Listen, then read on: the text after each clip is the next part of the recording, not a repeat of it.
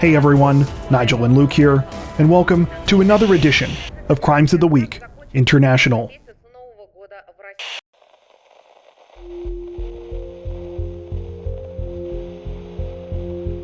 Authorities in the Kenyan capital of Nairobi say that 2 people are dead this week and several others are injured after a senior police officer shot and killed a magistrate in open court, a disturbing crime that was allegedly in retaliation for a legal decision that had just been made against the officer's wife. According to local media sources, the incident took place sometime on June 13th during a court session in the Nairobi neighborhood of Makadara. The overall case involved fraud charges against a woman who was accused of receiving the equivalent of nearly $23,000 US under false pretenses. However, the specific proceedings that day were regarding the woman's bail. She had initially been released, though apparently had since attempted to run away. After reviewing the situation, Principal Magistrate Monica Kavuti revoked the female defendant's bail, deciding that she had not offered a satisfactory explanation for her actions. Almost immediately after this decision was made, gunshots rang out in the courtroom. These shots were reportedly fired by the defendant's husband, Samson Kipruto, a senior law enforcement officer who was in charge of a police station in the west of the country. The magistrate was hit in the leg and the chest when Kipruto opened fire, prompting several other officers to draw their weapons and engage him. When it was all over, Kipruto was dead, at least 3 officers had been injured, and Magistrate Kavuti was rushed to a hospital in critical condition. Sadly, she would succumb to her injuries the following day. The terrifying incident has made headlines across Kenya, where many are now mourning the loss of Monica Kavuti. While a police officer being accused of committing serious crimes is nothing new in the country, according to local media sources, a shooting like this happening so brazenly in open court is unprecedented. As a result, many are now calling for more protections and security for magistrates, judges, and other judicial workers. Authorities say that they are still investigating the full circumstances of why Kipruto was in the courtroom during the time of the shooting.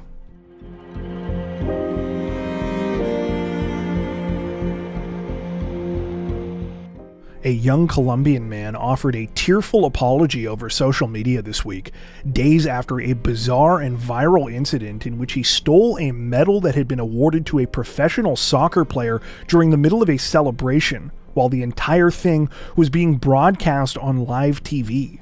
According to reports, the whole thing began at the end of last week, when the soccer team, Atlético Bucaramanga, won Colombia's Categoria Primera A title.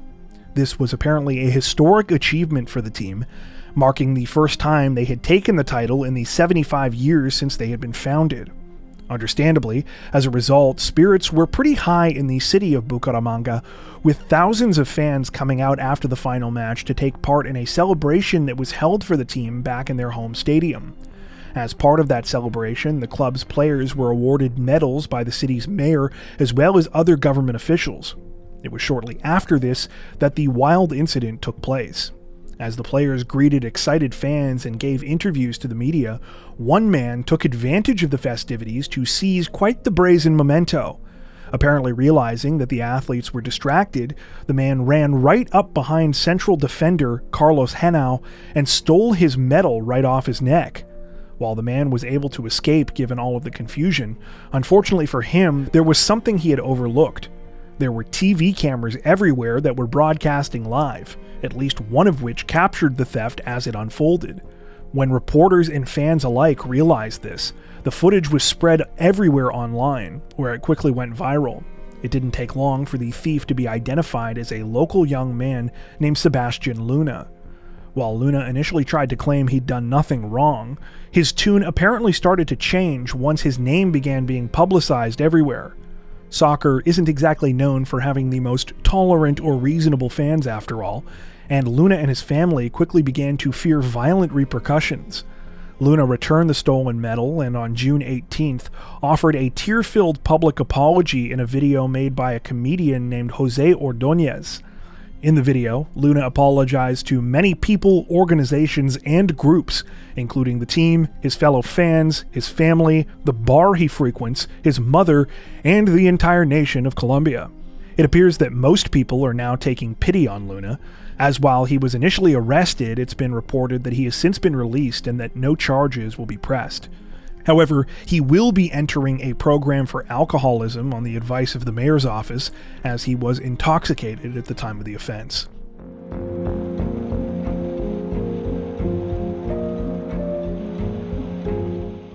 If you've even vaguely followed online trends over the past few years, chances are at some point or another you've come across this photo. The image, which has since been dubbed the dress that broke the internet, became a viral story after it was realized that people couldn't agree on what color the clothing item was. Some see the dress as blue and black, while others see it as white and gold. The photo was posted by a UK couple named Keir and Grace Johnston in February of 2015, about a week before their wedding. The dress was supposed to be worn by Grace's mother at the ceremony, but after she took a photo of it and sent it to them, they discovered that they saw the image in two completely different ways. While the actual dress was blue and black, the reason behind the apparent optical illusion is pretty fascinating. It's also quite complicated, but to try and put it simply, it has to do with how humans perceive color. More importantly, how lighting conditions change that perception based on our prior experiences. Basically, for some people, their brain interprets the background lighting in one way, leading them to see the dress as blue and black. For others, their brain interprets the lighting the opposite way, leading them to see the dress as white and gold. In addition to sparking a wave of new inquiry in the field of neuroscience and color science, the photo of the dress became an overnight sensation in the media as well. Keir and Grace appeared on a number of TV shows to discuss what happened, including the Ellen DeGeneres show, where they were given $10,000 and a luxury vacation to Grenada. It was a fun and quirky story. Unfortunately, it now appears that the viral dress wasn't the only thing about the situation that wasn't what it seemed. This week, it was announced that Keir Johnston had been sentenced to prison time following a brutal attack on Grace. That attack reportedly happened back in March of 2022 and saw Grace go through a harrowing ordeal. Apparently, in the lead up to the situation, the Johnstons had been going through a prolonged period of marital problems. Keir had become convinced that Grace was going to leave him, so he began to respond with increasingly terrifying and unhinged bouts of violence. Things came to a head on March 6th of that year, when Grace returned to their home on the remote Scottish island of Colonsay after spending several days working on the mainland. Keir was reportedly angry that she was away, and throughout this time had been messaging Grace incessantly with texts reading things like, quote, "You should support me, but you do not." When Grace got home that day, Keir had been drinking heavily and claimed that he was going to leave her. When Grace followed him outside to try and talk to him, Keir pinned her to the ground, placing his knees on both of her arms so that she couldn't move. He then began choking her with both of his hands. Grace was initially able to scream, and a witness was able to come to her defense. Grace then texted several friends for help, as there was no permanent police force on the island, and she believed that they would get there faster. However, after Keir came back and choked her for a second time, then grabbed a knife, she called 999. When officers arrived, they reportedly found Grace injured, sobbing, and hyperventilating. Keir was apparently inside, hiding under a desk and still holding the knife, which he attempted to put to his throat before police were able to grab it away. Earlier this month, Keir pleaded guilty to a charge of assault to injury and danger of life. He was sentenced to 4.5 years in prison.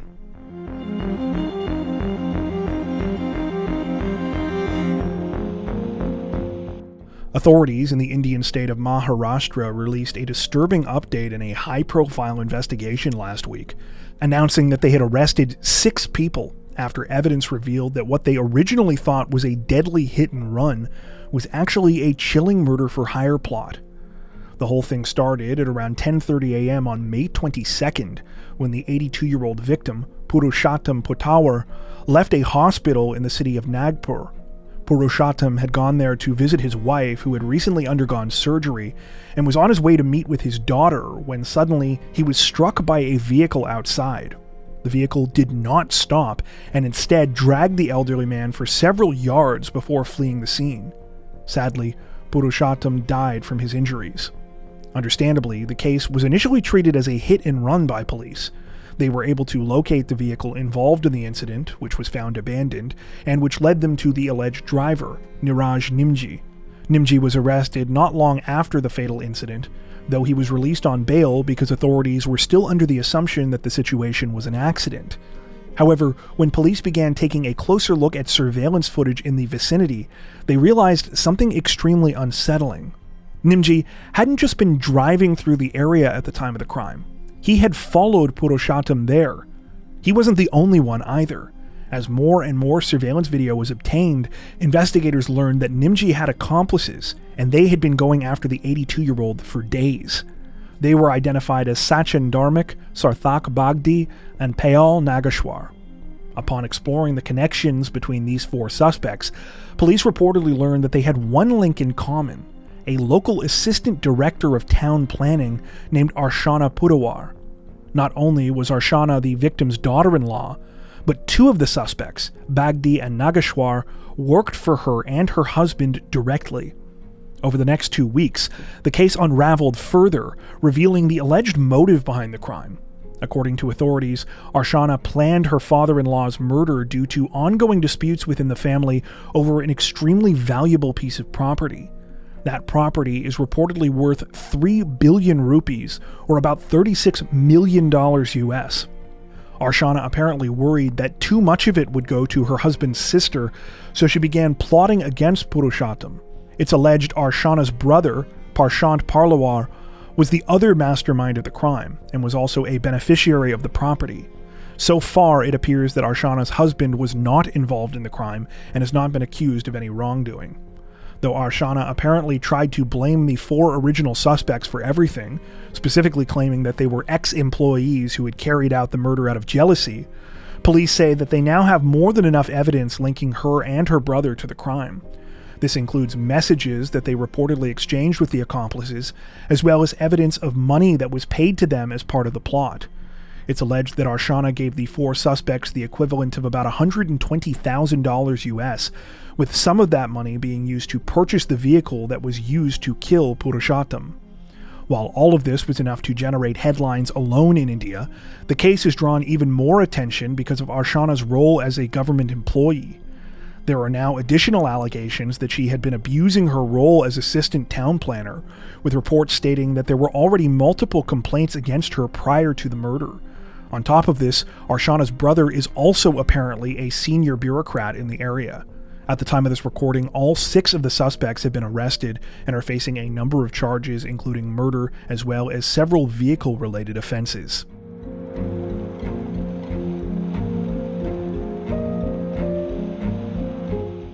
Authorities on the Japanese island of Hokkaido released a disturbing update in the death investigation of a 17-year-old high school girl last week, announcing that they now believe the case was a deliberate killing related to an alleged extortion plot, and that 2 women have been arrested on suspicion of murder.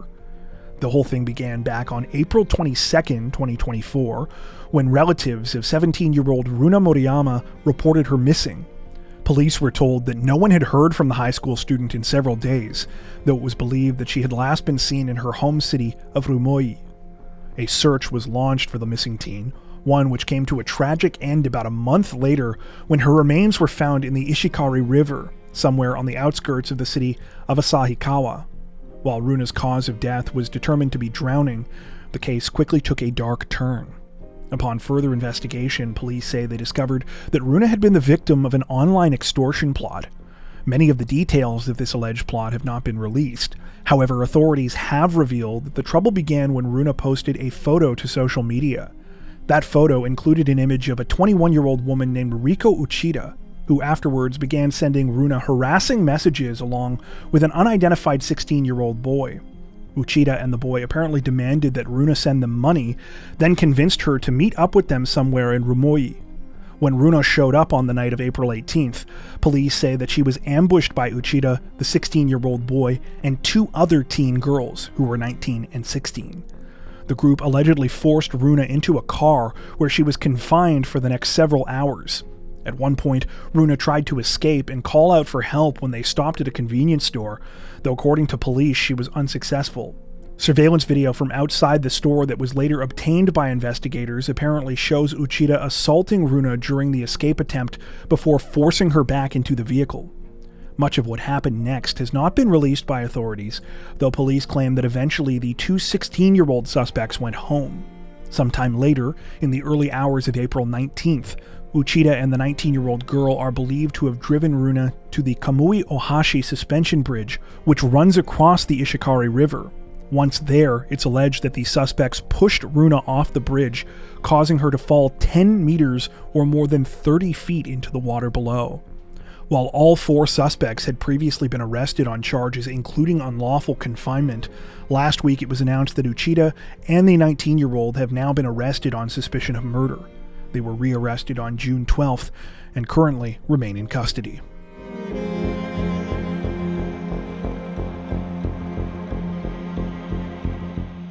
Representatives from Australia's Victoria Police say that a man found himself in a Kentucky Fried bucket of trouble last week after he allegedly drove to his local fast food joint while drunk, only to immediately give himself away.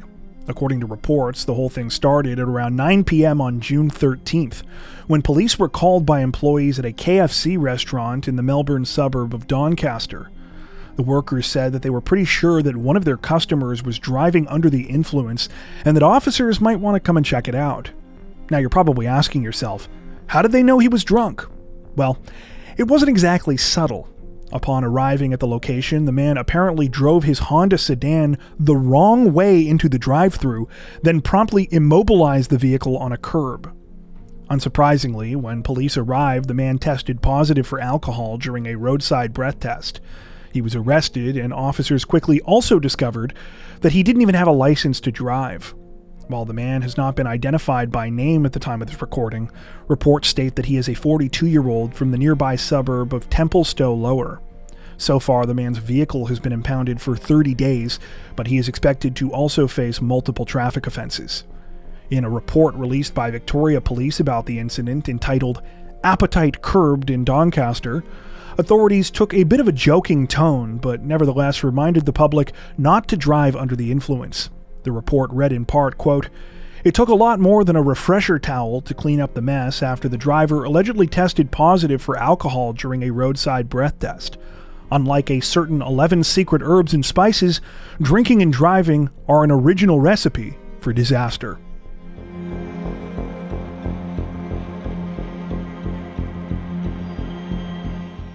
Authorities in the Turkish capital of Ankara say that they are investigating the aftermath of a devastating crime this week after a Scottish businessman allegedly murdered his famous wife and then took his own life inside their home during what is believed to have been a heated argument over her text messages.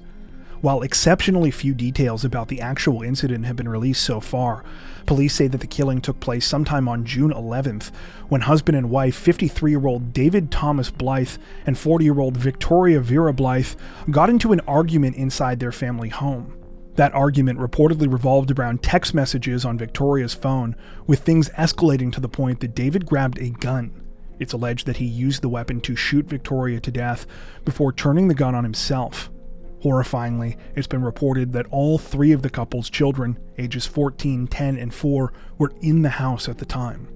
The awful incident came as a shock to many, especially Victoria's family, friends, and her many fans.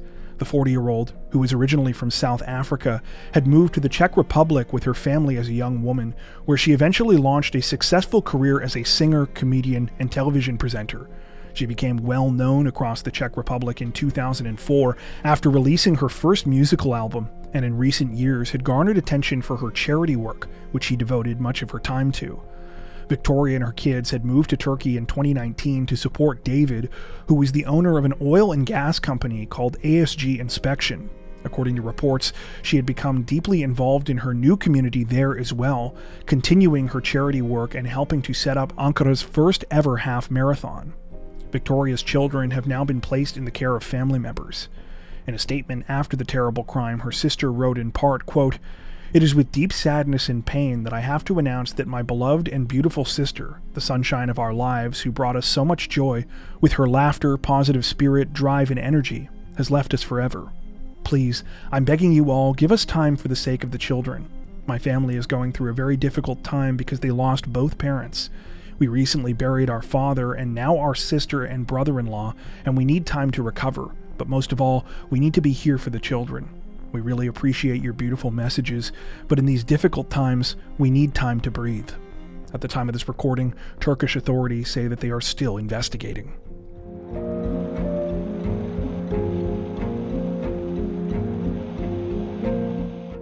Officials in Russia say that 6 alleged terrorists are dead this week following a disturbing hostage situation at a detention center in which the suspects were able to escape from their cells and capture 2 guards before being killed in a confrontation with the country's special forces. The whole thing began sometime on the morning of June 16th when the 6 men, all of whom are said to have connections to the terror group the Islamic State, broke out of the cells where they were being held at a detention facility in the city of Rostov-on-Don. After knocking the bars out of a window, the men climbed down several floors using a makeshift rope before rushing into a guard room. They were allegedly armed with knives and equipped with handmade flags as well as mobile phones, all of which they had apparently managed to smuggle into the jail. According to local media sources, upon storming the room, the suspects took the 2 guards who were inside hostage. The men were tied up and assaulted as the attackers began to take videos of what was going on, which they posted to social media. In these videos, they identified themselves as IS militants, taunted the hostages, and made several demands to authorities. These included a vehicle, firearms, and free passage out of the center so that they could escape. While local police and the National Guard were quickly called in, it was ultimately members of the country's special forces that reportedly ended the hostage situation. After storming the facility, they allegedly killed all 6 of the suspects and freed the 2 guards, with the actual operation apparently only taking a matter of minutes. At the time of this recording, few other details have been released about the 6 attackers, though 5 of them have been partially identified by name in news reports. While the facility where all of this took place is said to be a pre-trial detention center, several reports state that some of the suspects had already been convicted on terror-related charges. 3 of them were apparently sentenced to 18 years in jail following their participation in a planned IS attack on a Supreme Court a couple of years ago located in the south of the country. The situation is still developing. Before we wrap up, we'd like to take a second to give a huge shout out to everyone who has made it this far into the video. Seriously, thank you so much for watching. If you found today's upload interesting and informative, we'd be honored if you'd consider liking and subscribing, as well as hitting the notification bell and selecting all notifications to stay up to date with our latest releases. If you're looking for additional ways to help support the channel, we'd love to have you join us over on Patreon. Patrons get ad-free and early access to all of our content, as well as 4 additional stories per week for each of our Crimes of the Week and Crimes of the Week International videos.